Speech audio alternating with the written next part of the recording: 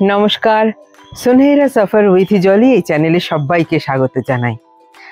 আজকে আমাদের বেড়ানোর শেষ রাত্রে মানে কালকে রাত্রেও আমরা একসঙ্গে থাকবো, কিন্তু সেটা হচ্ছে ফ্লাইটে থাকবো। এই যে রিসর্টে বা হোটেলে একসঙ্গে থাকা, এটা হচ্ছে আজকে আমাদের শেষ। এই কদিন মানে 5 তারিখে বেরিয়েছিলাম, এই কদিন খুব ঘুরলাম, বেড়ালাম। জঙ্গল সাফারি যেটা বলে আর কি, যেটা আমরা কাজিরাঙা বা অন্য কোথাও করে থাকি, তার চেয়ে একদম আলাদা এটা। মানে এই সাফারিটা না করলে বুঝতেই পারতাম না। তবে এই সম্পর্কে বিশদে আমি অবশ্যই সুনহেরা সফর উইথ জলি আমার এই চ্যানেলে দেব, কিন্তু জাস্ট শুরুটা করেছিলাম 5 তারিখে, আর আজকে আমি একটু শেষটা করে দিচ্ছি। কারণ কালকের থেকে যাওয়ার তারা একবার ফ্লাইট চেঞ্জ করতে হবে, দোহাতে ফ্লাইট চেঞ্জ করে আমাদের যেতে হবে, সে সবও আমি আস্তে আস্তে দেখাবো। তো আজকে একটু মমতার কথা শুনে নিই। কারণ আমার পেছনে এই জঙ্গল দেখা যাচ্ছে, তো এই জঙ্গলের মধ্যে দিয়ে গিয়ে একটা ঘরে আছে আরেকজন, মানে বাসন্তী দি আর অমৃতা, আর আমি আর মমতা এখানে চলে এসেছি। তো সেই জন্য ভাবলাম যে আমাদের দুজনের কথা দিয়েই আজকে শেষ করব। বহু বছরের স্বপ্ন আফ্রিকা ভ্রমণ, সেই মাসাই মারা আর সেরেঙ্গেটি জঙ্গলে ঘুরতে পারবো, এটা একসময় স্বপ্ন ছিল। কিন্তু স্বপ্নটা যে কখনো বাস্তবে রূপায়িত হবে সেটা সত্যিই ভাবিনি। স্বপ্নটা বোধহয় স্বপ্নেই থেকে যেত। শুধু এই 2-3টে বন্ধুর হাত ধরে একদম নিজেরা উদ্যোগ নিয়ে বেরিয়ে আসা। তো বেরিয়ে এসে যেটা দেখলাম যে সত্যি স্বপ্নটা বাস্তবে রূপায়িত হওয়ার যে আনন্দ কতটা, সেটা বোধহয় এইভাবে বলে লিখে কোনোভাবেই আমি জানাতে পারবো না। কিন্তু মাসাই মারা জঙ্গলে যখন আমরা গেছি, কি অসাধারণ মানে ন্যাচারাল পরিবেশে। আমরা হয়তো পশ্চিমবঙ্গের বিভিন্ন ফরেস্টে বা ইন্ডিয়ার ভারতবর্ষের বিভিন্ন ফরেস্টে গেছি, কিন্তু সেই ফরেস্টের যাওয়ার 1-2 জন্তু কোথাও একটা দেখতে পেলাম না।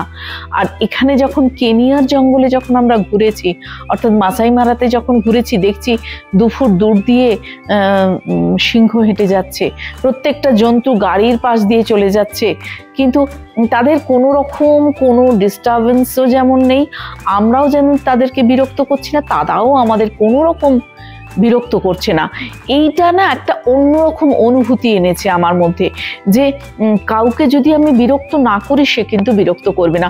অনেক বন্ধু বান্ধব ফোন করছে, জানতে চাইছে যে তোমরা এরকম ওপেন জায়গাতে, ওপেন জিপ তোমরা যাচ্ছ, সেখানে কোনো কেউ জন্তু জানোয়ার কোনো তোমাদের বিরক্ত করছে না?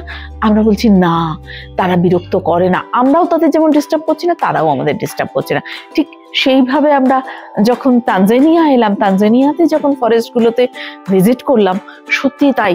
মানে হয়তো মাইগ্রেশনটা হয়ে গেছে, কিন্তু এত জন্তু দেখেছি আমরা, এত পশু চারিদিকে, কি সুন্দর তারা তাদের ছন্দে চলছে, তারা তাদের ছন্দে হেঁটে যাচ্ছে, তারা তাদের মতো খেয়ে মানে ঘাস খাচ্ছে, মানে তাদের খাবার যে অন্বেষণ সেটা করছে।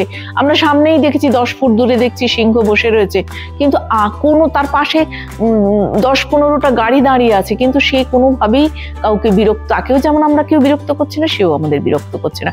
আসলে এই সব মিলিয়ে যে একটা এই 10-12 দিনের যে একটা অভিজ্ঞতা, সেটা বোধহয় সারা জীবনের সঞ্চয়। আর আমার যে 2-3 জন বন্ধু আমরা যারা এসেছি, তাদের সঙ্গটা বোধহয় না পেলেও এই জায়গাতে আমরা এই ধরনের একটা ট্যুর নিজেরা করে উঠতে পারতাম না। যারা পশু ভালোবাসেন, জঙ্গল ভালোবাসেন, অবশ্যই চলে আসবেন আফ্রিকায় না আসলে ওই স্বাদ বোধহয় পাবেন না। আর আমরা আজকে আমাদের বোধহয় ট্যুরের শেষ দিন, শেষ নাইট। আর তার সঙ্গে একটা কথা বলি, আমরা যে প্রত্যেকটা লজ বা কটেজে গেছি, তাদের একটা ওয়ার্ম রিসেপশন, আসার সঙ্গে সঙ্গে একটা গরম টাওয়েল দিচ্ছেন আমাদেরকে একটু ফ্রেশ হওয়ার জন্য। তারপরে তারা ব্রিফিং করছেন, তারপরে আমাদেরকে তারা সুন্দর করে নিয়ে যাচ্ছেন, এবং তার সঙ্গে সঙ্গে মানে কিভাবে আমরা তাদেরকে, মানে আমরা কতটা জার্নি করে এসছি, কতটা কি করলে তারা আমরা একটু আনন্দ পাবো, খুশি হব, সেটাও তারা আমাদেরকে সেই আনন্দ দিয়েছে।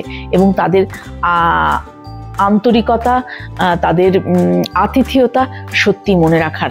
এবং আমার মনে হয় আমি একজন ভারতবাসী হিসেবে আমি যেমন ইউরোপে তো গিয়ে ঘুরে এসেছি, সেখানেও যেমন দেখেছি তাদের ম্যানার্স, তাদের ডিসিপ্লিন, তাদের নিয়মানুবর্তিতা যেরকম, ঠিক আমার আফ্রিকাতে এসেও মনে হচ্ছে সেই মানে শ্বেতাঙ্গ এবং কৃষ্ণাঙ্গ, এই যে দুটো আমাদের মধ্যে একটা পার্থক্য, আমরা ছোটবেলা থেকে হয়তো আমাদের ইতিহাসে পড়েছি অনেকভাবে, কিন্তু একদম আমার দুটো জায়গায় ঘুরে একেবারে মন প্রাণ ভরে গেছে। যারা এখনো আফ্রিকা ঘোরার প্ল্যান করেননি, আমি বলবো জলির এই ইউটিউবের চ্যানেলের মাধ্যমে আপনারা যারা দেখছেন, এবং অবশ্যই আসবেন আফ্রিকার এই জঙ্গল সাফারিতে। আমরা যে রিসর্টে এখন রয়েছি, সেই রিসর্টে একটা রেস্ট্রিকশন হচ্ছে যে রুম থেকে এই যে রিসেপশনে কাছে আমরা রয়েছি, ডাইনিং রিসেপশন, তো সেই অবধি আসবার জন্য আমাদের ওদের কারো সাহায্য নিতে হবে, কারণ এটা পুরো জঙ্গলের মধ্যে বলছে কিছু অ্যাটাক হতেই পারে। তো সেই জন্য আমি আর মমতা যেহেতু একই রুমে থাকি, আমরা চলে এসেছি বলেই শুধু মমতার কথাটা শোনাতে পারলাম। কিন্তু যদি সম্ভব হয়, কালকে যদি সুযোগ পাই, তাহলে বাসন্তীদির কথাটাও অবশ্যই শোনাবো।